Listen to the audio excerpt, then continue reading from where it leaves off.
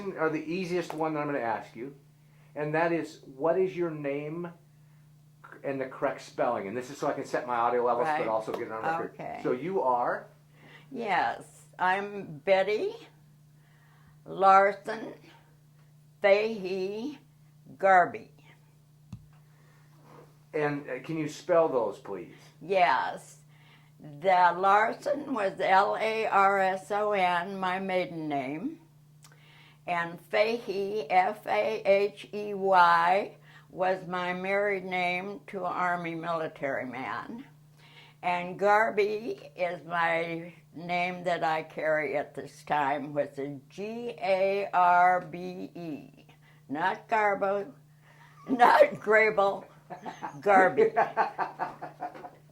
And your first husband's name was, his first name? Neil Joseph. Neil Joseph. Neil Joseph. N-E-A-L or I-L? N-E-I-L. And where did you meet him? Well, I lived in Washington here, out in the Westport area, and Neil was on patrol there on the sand dunes while the Japanese submarines were coming in. And I met him at a local favorite restaurant there. And I got ahead of myself a little bit. I'm going to back up just a smidge. Who are your parents? Who were your parents? My father was named Cleo, which was interesting, and my mother Jessie. And we came from Minnesota when I was 4 years old. And what did your dad do? My dad worked for the state highway department. He worked in, and there are many people who worked with him that here in the harbor. State highway, county highway, and state highway. And your mom? And my mother, of course. These were back in the days, Carl, when education was a plus. So neither of my parents had a great deal of education, but they were both avid readers. My mother had books in the house when we didn't have anything else. But there were 5 of us, and she was a housewife, and then she went to work as shook crabs at Nelson's Crab Cannery. Wow. Yeah. Boy, 5 kids, that had to be a full-time job right there. It was, and I can remember her wanting to learn to drive, and I'd come over from Eastern Washington and take her out, and then I took her to get her driver's license. Big day in her life. Was that uncommon for a woman of her generation to be driving? Oh, of course. This was back, we're talking about in the late 30s. How much it's changed since then. Oh, yes. Now, you were fairly, let's see, so you were born when? I don't mean to be so rude to ask, but... I was born in Bemidji, Minnesota. And when? And that was in June 23. 1923? Yes, and we left there when I was 4, and the snow was up to the 2nd story of the building. You were probably glad to leave then. Well, my grandfather was night watchman for Polson's logging camp, and he had a job for my father on the section crew. And so anyway, he sent for them, so my mother brought my sister, who was 3 years younger than me. I was age 4 and she was age 1, and we came to the harbor. And this is why I'm so delighted that they have kept the depot in Hoquiam. We arrived there when I was 4. Wow. Boy. Do you remember much of the Depression? Or were you too young? Oh, of course. We lived the Depression. What was it like? I'm 86 years old. You bet I remember. Yes. What was it like? Life like? Well, the part of it is I'm really glad that I was raised under the conditions that I was raised, because I felt I learned to be creative, I learned to be curious, I learned to exercise, and I think that those years had something to offer because of because we were deprived. What type of things did you have to go without? Do you remember food or clothing? Or? Well, just to give it all to you in one package. My parents did not have an indoor bathroom until after I left home, which was at age 19, and then my father said, "We can't get rid of the outhouse. Bettie wouldn't know where to go." And I can always remember, even though I have traveled in the upper echelons a great deal, I still think the view we had out of that little outhouse was as pretty as there any that has ever been.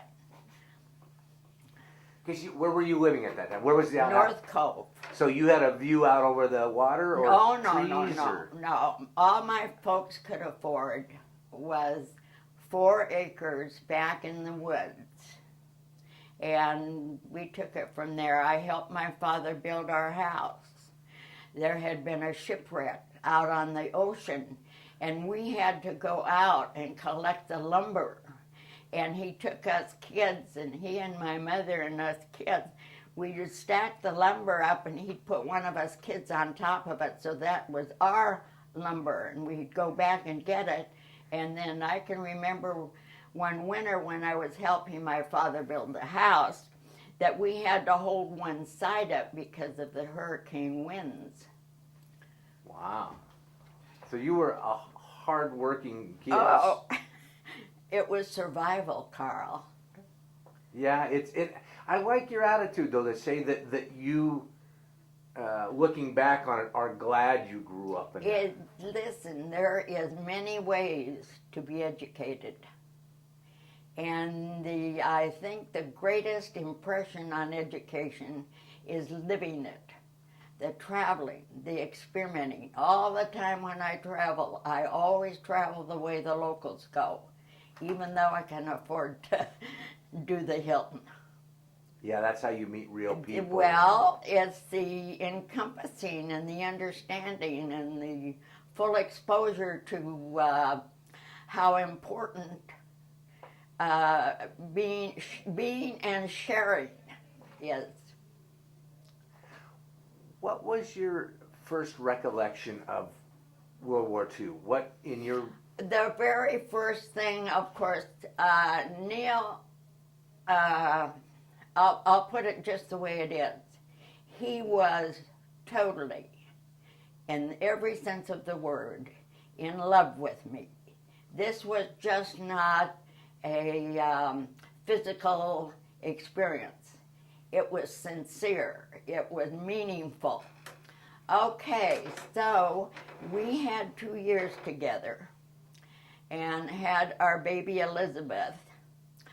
But the first association connected with the war part of it was my father had a battery radio, and I can remember him turning to my mother, and he said, "Jessie," he said, "I'm very worried about Neil.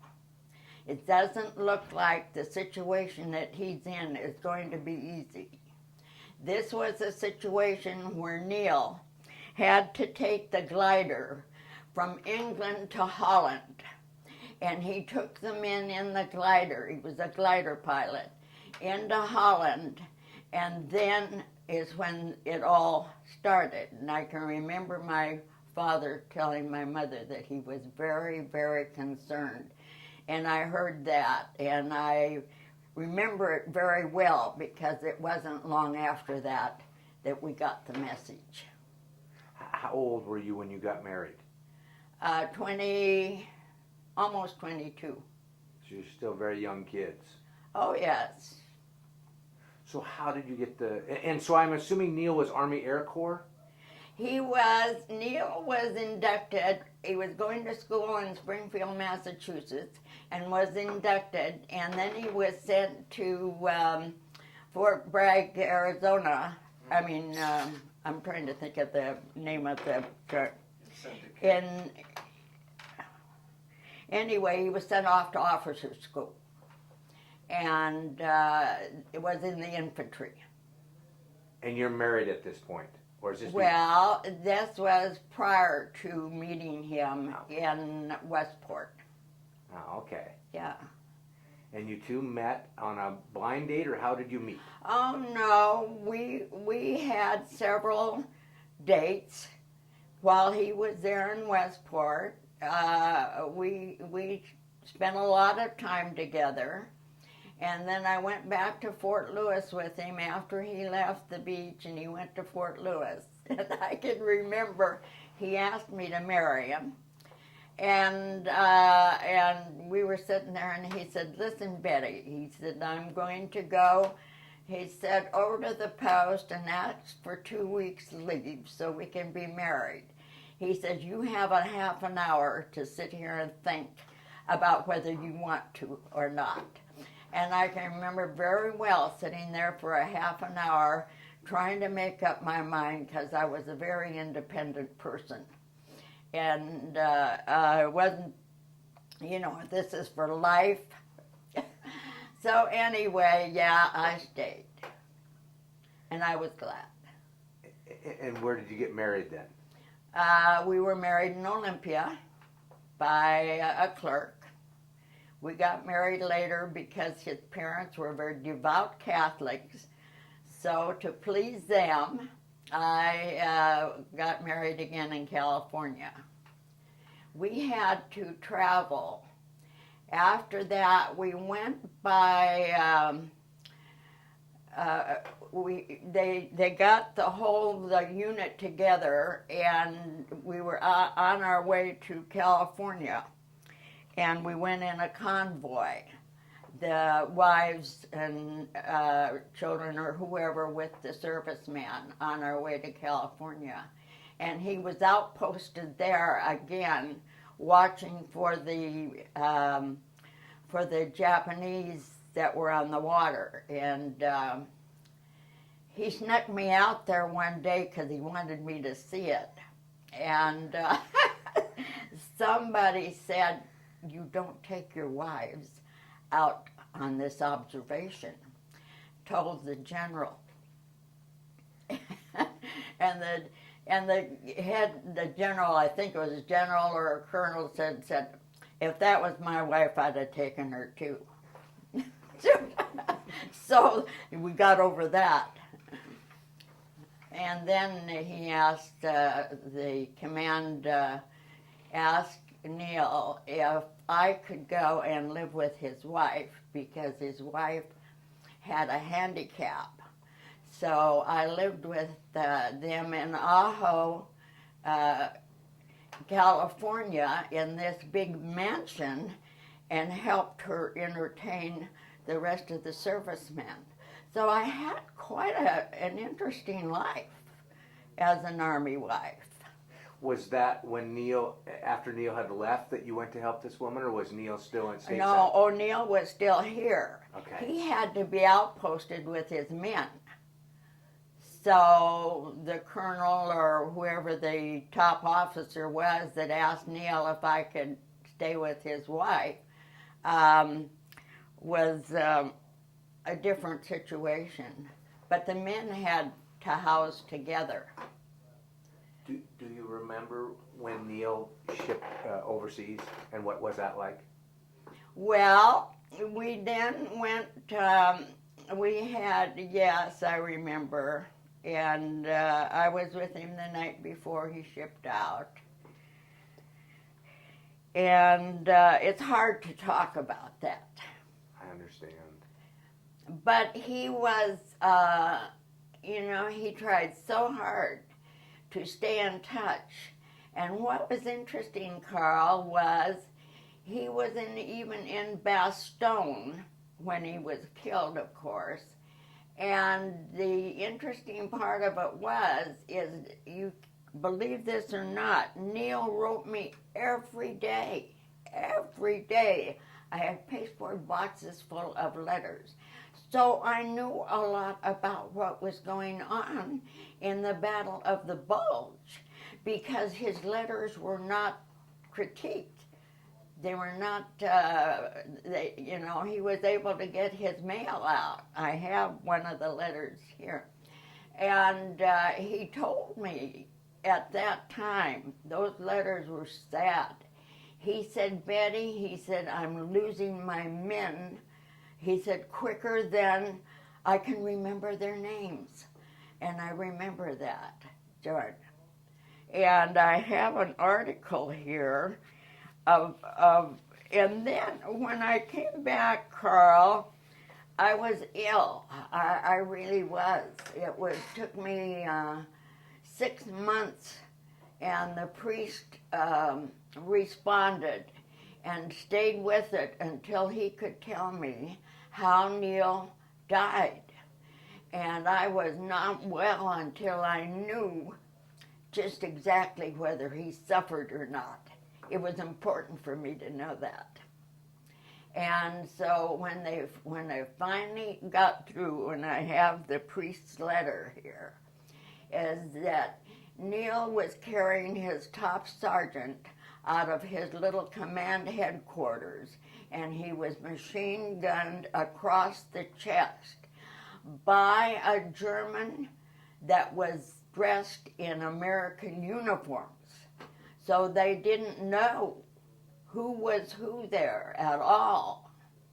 And the other things that I have even from information here in that whole Bastogne and Ardennes area, that our officers, our men did not have the clothing that they needed at all. It has been documented that they were freezing to death, the temperature lower than 15 degrees, and these poor men were walking around with frozen feet. And one of the other things that was interesting, it was extremely important to me that I meet people that were in the Battle of the Bulge.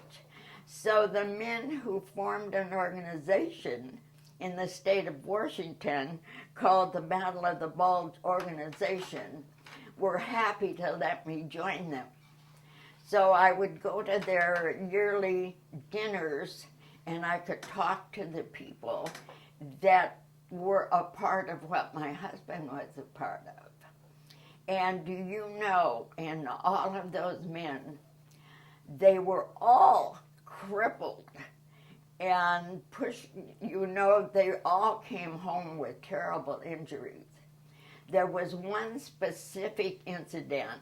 There was a gentleman there whose doctor felt so obligated to take care of him because he suffered so in this battle that he always came to any outside things that was going on besides being at home. The doctor went with him so he could be with him. I thought that was remarkable. Yeah. Was that comforting for you to? Yes. Oh, it was. It was. I kind of felt as though I understood what was going on. Yeah, I would imagine that you had a unique bond with him. And I remained a widow for almost 7 years because I hadn't intended to remarry. Because I was getting ready to go to UCLA. I was going to go to dental school. But my daughter, she kept remarking, and this was, Carl, this was back in the day when it wasn't like today, where kids have 2 and 3 parents. Those were the days where divorce wasn't as prevalent as it is today. And poor little Elizabeth kind of felt she was let out because she didn't have a dad. So she more or less picked my second husband. But he was very good to her. But this was another thing, too, I think I want to add to this, so that people can understand. If you are on the other side of this, and you are not the soldier, but you are a part of the soldier's life, it's hard to know what all you have to go through. So in any event, I never was out of contact with the military. Elizabeth had a small income, a support income. So the military was always checking me to make real sure that every dime, and of course, knowing myself, this is ridiculous that they would have to even think that I would worry about that money. So I was never away from the military. How long was Earl overseas before he... Pardon? How long was Earl overseas before he got shot? Let's see. Probably a year.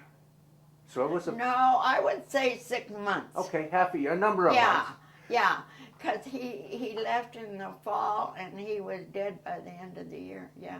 So what type of, and I don't want to dig too deep, and so if I get too personal, just what type of things did you talk about in your letters? Because he's writing you, you're writing him. Oh, well, this is normal. He was writing, this is why I say I knew a lot of what was going on there, because he did write frequently. He made sure he had time to connect with me. And as I said before, he was telling me about the temperature, how terrible the conditions were, and also mentioned that, he felt as though the upper echelons of our military were not really getting down to what was actually going on when the Germans decided to go into the Bulge, because we were not prepared. They were not prepared at all. And this troubled him. So this is what his letters contained. He was doing his thoughts of what the military situation was. And mine was, this is what I'm doing. I worked in the cranberries and, in general, just took care of Elizabeth. And I assume that was real important to him to hear. Well, yes, and when the notice came that Neil was killed, and this was back in the days. Now, see, he was killed on the 23rd of December in 1944. And this big move, the Battle of the Bulge move, started on the 16th of December. And it was over by the end of December, this one plunge that they were in. And so that was the gist of it at the time. How did they notify you? Yes, they, everything was by telegram in those days. And we lived in North Cove, back in the woods, so to speak. So it came, and the telegram was then phoned in to the grocery store in Grayland, and then they brought it to my mother. And I was in town having dental work done, and there was a girlfriend with me, and she came with me, and we went home, and I can remember my mother, when I got out of the car, she came over and she put her arm around me, and she said, "Are you feeling all right?" Because of the dental work.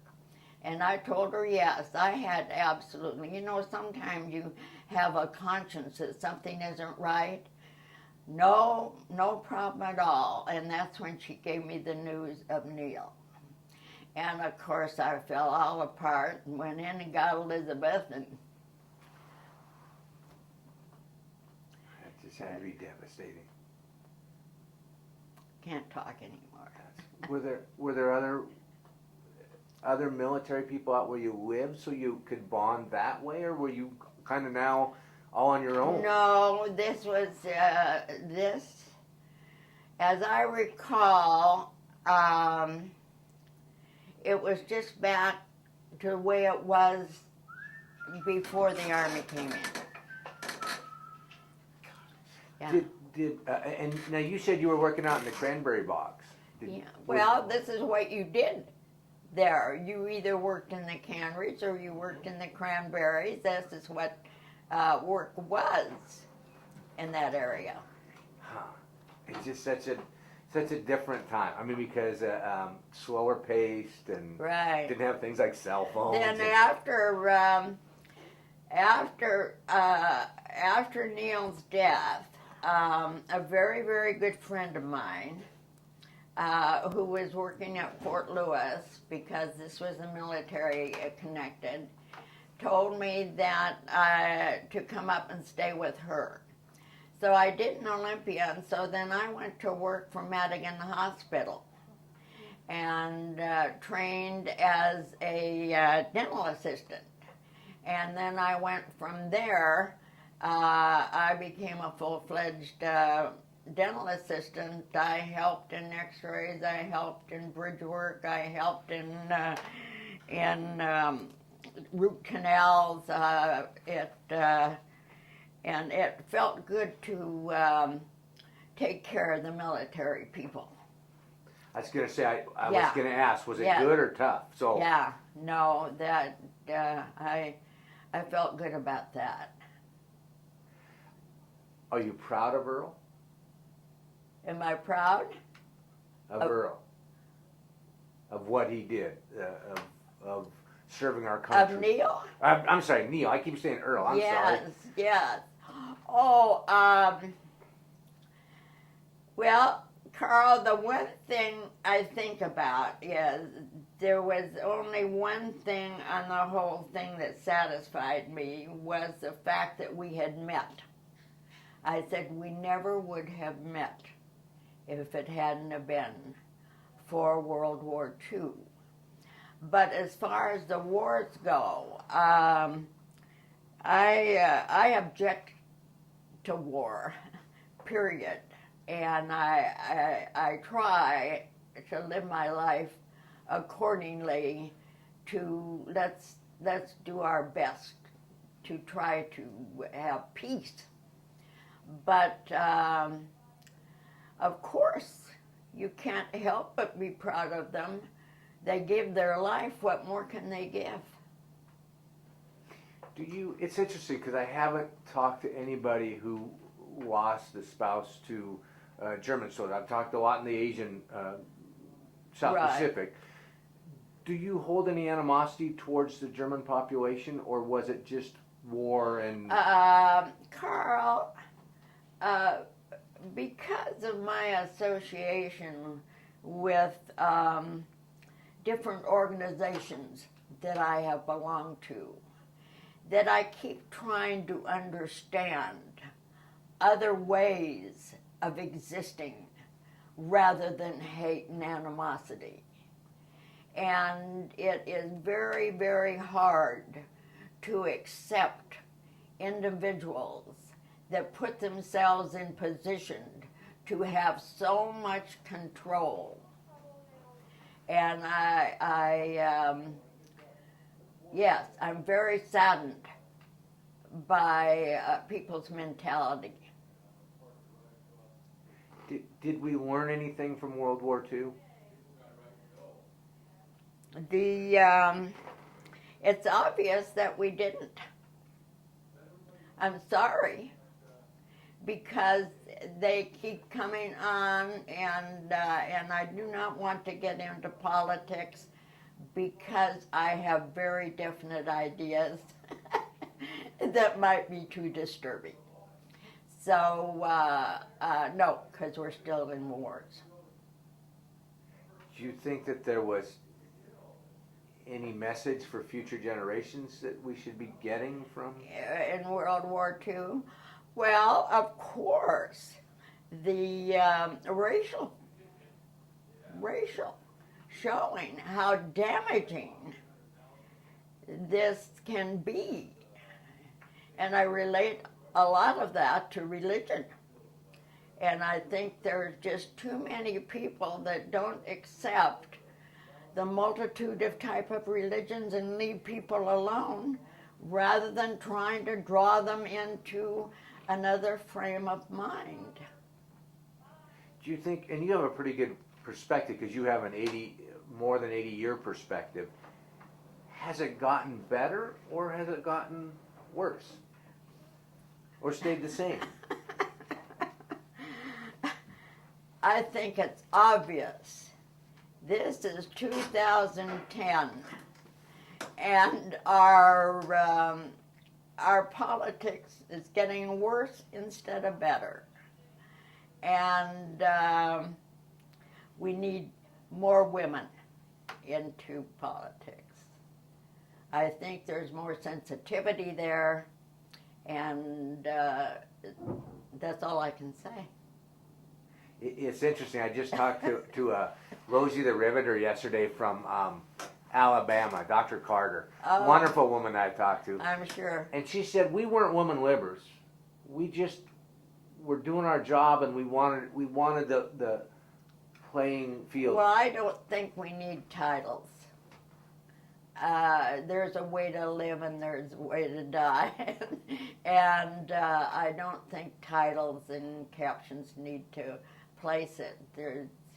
You just have to have the simple common sense, just common sense. Love one another. There's no reason not to. And there's good in everybody, even the worst. But it doesn't always come out. I don't know how else to put it.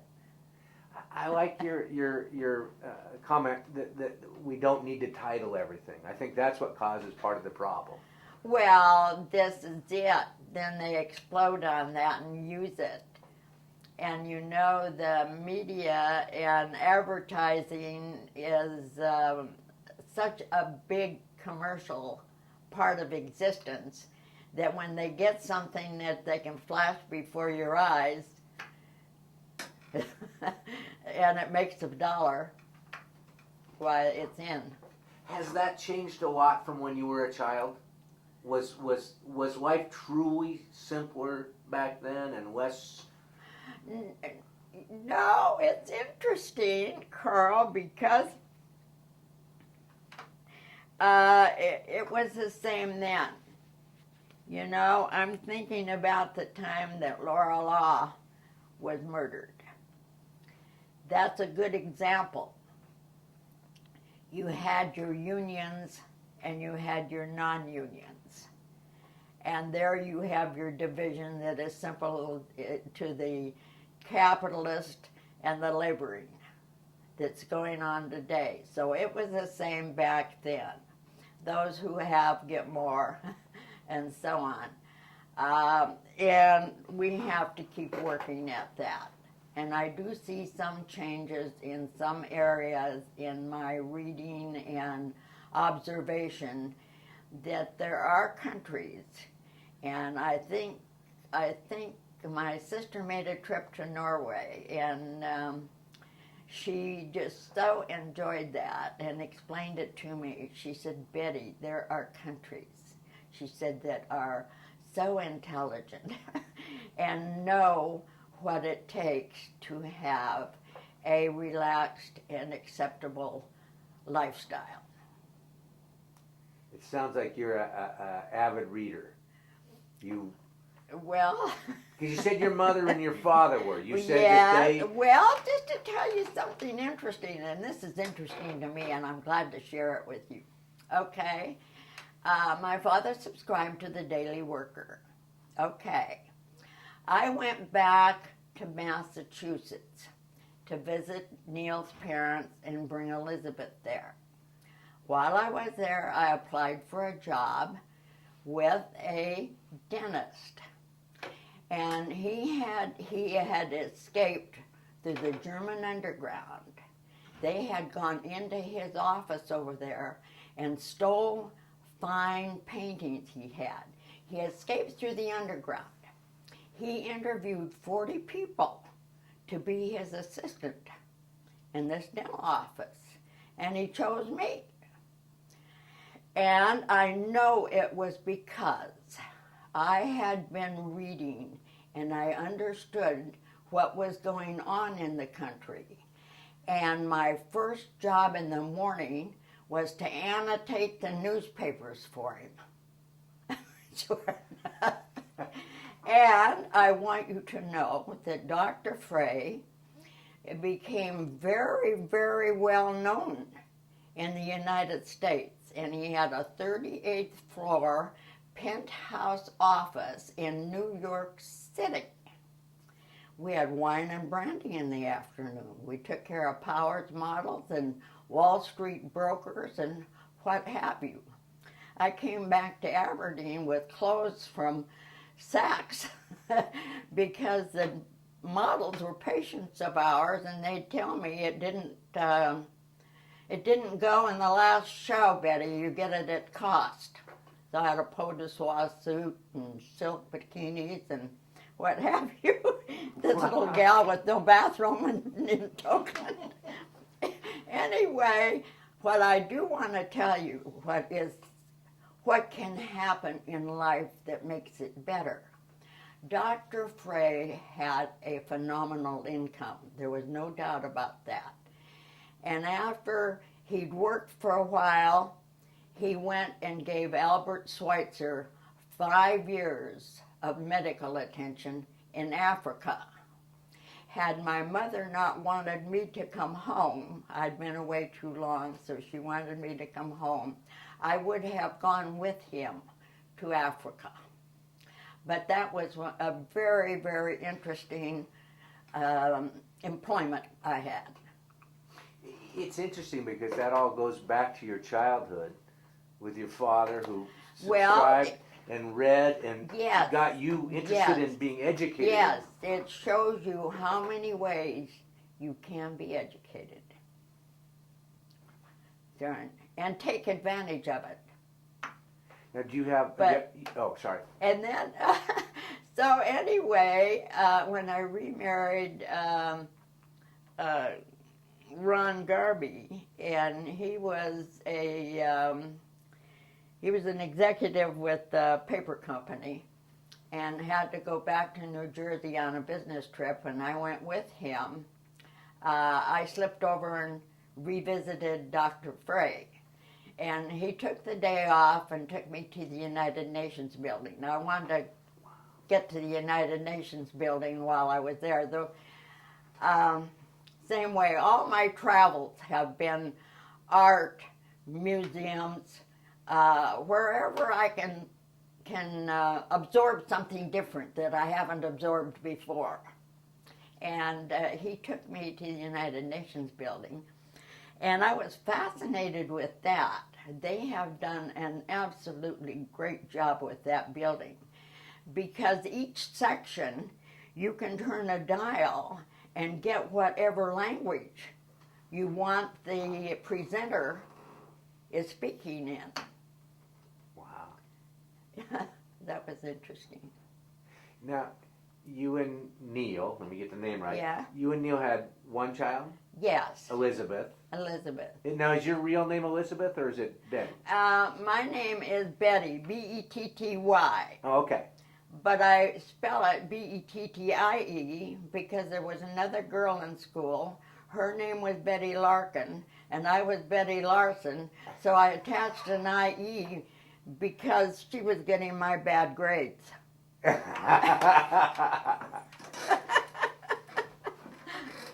What does Elizabeth know of or remember of her father?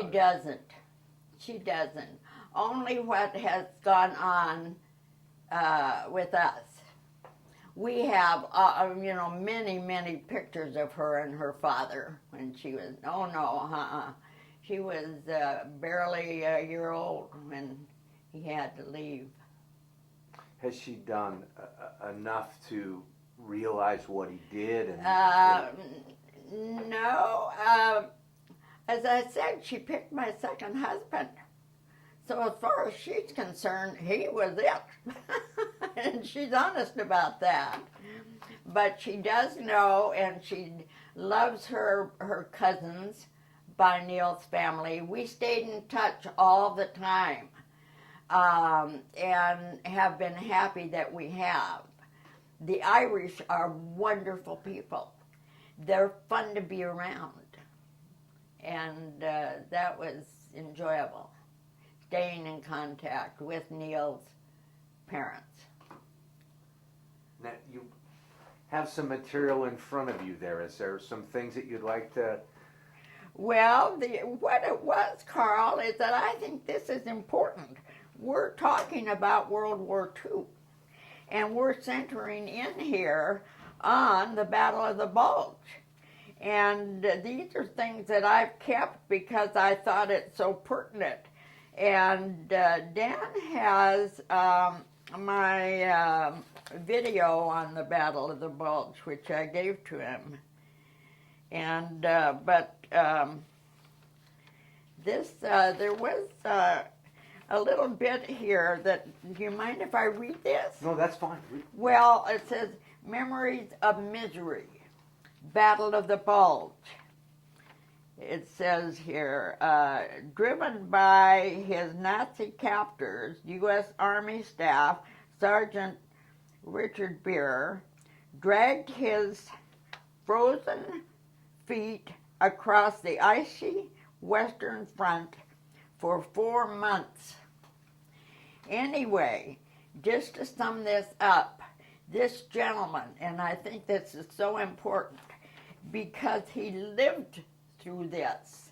He lost weight. It was just, it says down here, I still can't believe I survived. Richard Beer says 50 years after he was captured in the Battle of the Bulge. Each Christmas season, he recalls his capture and 4 months of starvation and disease. The reports, I know all of the battles in World War II were all horrible. And I can remember actually reading about them in the papers and on the radio at the time World War II was going on, and the times for the horrible incidents. But none really could even have been as bad as that Battle of the Bulge, because they were so unprepared completely. And in this gentleman's article there, he says, you know, that they had, he was just starving to death. They had no food. No, it was tragedy. I interviewed a gentleman named Hank Musiker, at the Battle of Bulge. And one of my questions was there anything good about that came out of the war and anything bad? And I said, was there anything good about the Battle of the Bulge? And he said, there was nothing good about the Battle of the Bulge. No. Yeah. And I keep forgetting the name of the general that retaliated when the Germans asked him to surrender, and he said nuts. You know, that's been the big story. And there are individuals, and even those in the service, that said there seems to be a lot of egotism many times in officers' positions, because they felt we could have surrendered and still won the war. The Battle of the Bulge was a part of the end of it, of course. But by the same token, there are individuals who felt that we could have just given up, and there would have saved lives, and German lives and American lives. Yeah, like you said, war is not a... Right. And there were high-ranking military people that were in Paris for Christmas while they were dying in Bastogne. You know, and that's understandable. Well, and that's an interesting part of war as a whole, which has been fascinating in talking to some of the people, because both ranking and non-ranking officials, for some people, when you listen to them talk about their experience, a lot of it was like they went on a European vacation. I mean, there was the terrible atrocities, but then they would talk about what they got to see when they would have R&R. They'd be able to get it. But it's this kind of yin and yang of or Jekyll and Hyde. Very well put. Yin and yang. Yes. Yes. And back to the various conception of individuals on what their thoughts are on in battle and participating in hate and love. Yeah. As a wife, and I've never asked a wife this, I've asked the soldiers this because I wanted to know, when you're in battle, is it just constant fear the full time, or does it go up and down? As a wife, were you constantly at home worried and focused on Neil, or? I would say a large part of the time, because of course, back in those days, Carl, we didn't have television, you know. So our real contact was the battery radio out where I was at. But by the same token, because we had military people, we lived right on the ocean, and because we had military people patrolling those sand dunes and looking out over to the ocean, we were in contact. So I have to say, at that particular time, and of course, we could not have any lights on in our house. I had to drive. We were working, Mom and I were working at the cannery, and I'd have to drive home without lights, if you can imagine that. And of course, we don't have that kind of good weather. So it was just slow and use a flashlight, because we could not do it. And one other incident, we were working, I was weighing, the crab shakers would shake crab meat, and it was my job to weigh it up and post it. And I had to go out to get my lunch, which was in the car. And I went out to get my lunch in the car in a brown bag, and I started back into the cannery, and there were two soldiers with their guns pointed right at me. And they were very, very serious. I mean, this was for real. And I knew it. One wrong move and I was dead.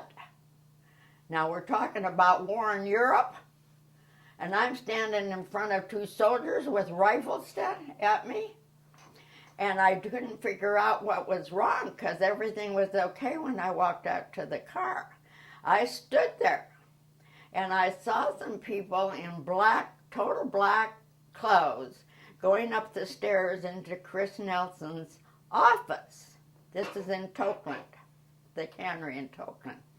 And I thought, geez, that looks like the FBI. But I don't think I even breathed. I still can see that situation. Not one, but two soldiers with rifles. When it was all over, Carl, and we got it straightened around, they thought that Chris Nelson was blowing signals out his smokestack to the Japanese submarines. Can you believe that? That's how kosher this war was. Now, was Chris Nelson, now Nelson doesn't sound like a Japanese name, because I knew a lot of the clam growers and things were of Japanese descent, but no relation, No. just a... So was there a paranoia that took over? Oh, well, I have no idea. This just came out of nowhere. Everything was going along just fine, and then bang, at noon, the FBI's there. Somebody, this is another particular situation, Carol. Maybe somebody wanted to get back at Chris or something and went and squealed. I'll bet you that's probably what happened. It just occurs to me right now that might have been the situation. try to set him up. Well, you think of that. I mean, Yeah. like you said, in Oakland. Yeah, My grandfather had kind of a similar deal. I'm German descent, yeah, and he lived by the Capitol, and he had a boat, and he gave the boat over to the Navy, but he took his radio out of it. yeah. And he was by the Capitol upstairs, and he has little headphones on, and the neighbors saw this and thought that he was contacting the Germans, so they called the FBI. So the FBI started tailing him around Olympia. Well, my grandfather, who was a businessman, knew some of the FBI. He called the FBI and said, hey, I think I'm being tailed. So they sent somebody down to tail who was ever tailing him. So the FBI was tailing the FBI who was tailing my grandfather. Yes, yeah. Talk about paranoia. Yeah. So that answers my question. Then there was a real sense here that potentially we could be attacked.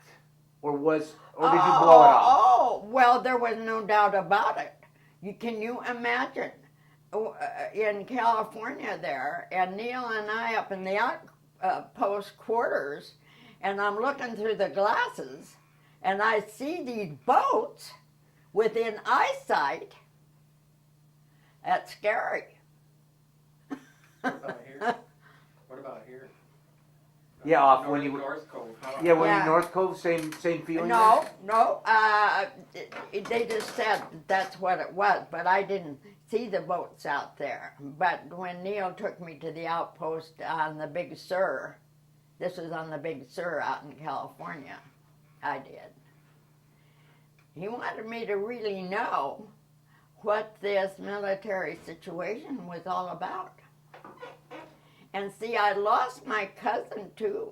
Llewellyn Larson was killed in Hawaii when they bombed Pearl Harbor. Do you remember that day? Yeah. Not the day he was killed, but do Yeah. you remember the day they bombed Pearl Harbor? Mm. What were you doing the day they bombed? I can't hear you, Dan. What were you doing the day they bombed Pearl Harbor? Do you remember that day?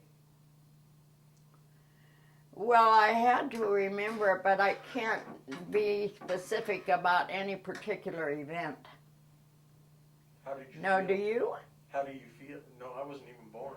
Well, how did I feel about that? Well, I thought, what is going on? What is this all about? Although my father was very cognizant of what was going on between Japan and the United States prior to this, too. He was very much observed on what was going on, and and I can remember them talking about, we're sending metal to Japan to make bombs to shoot us with, was one of the conversations I heard that my father was talking about. He couldn't understand why we were treating the Japanese and working with them when all they were doing was preparing to attack us. That's what a lot of people don't realize, that if you were, and it sounds like your dad was well read, Yeah. and you understood politics. I mean, Pearl Harbor as a whole was a surprise, but to some extent, the fact that Japan came after us wasn't a surprise. If you had done your research, and your dad sounded like he did do a lot of. Well, he was very concerned. I mean, if you've got to live and make a living and take care of your family, you have to know something about politics because it enters into it, whether you choose to have it enter in or not. What's your father's heritage? Norwegian. That's what I figured. From Minnesota, I figured Yeah. probably a good chance that. I think it was English on my grandfather's side, because Aunt Zelphia, who worked in the military, said that at one time her father, my grandmother died when my mother was 6. so my grandfather was a barber and invented barber shears. And he paid to have my mother stayed and was raised by farmers. But Wow. that's all I know about my history on it. A wonderful life you have. Well, a very interesting one. I'm really glad I am who I am. You're Because I have been open and will accept and communicate on what I consider an intellectual level. you're a glasses half full person, aren't you? I mean, it sounds like you always look at the bright side of One of my connotations all the time in talking to people, happiness is healthiness. Even if you have to work at it, you know.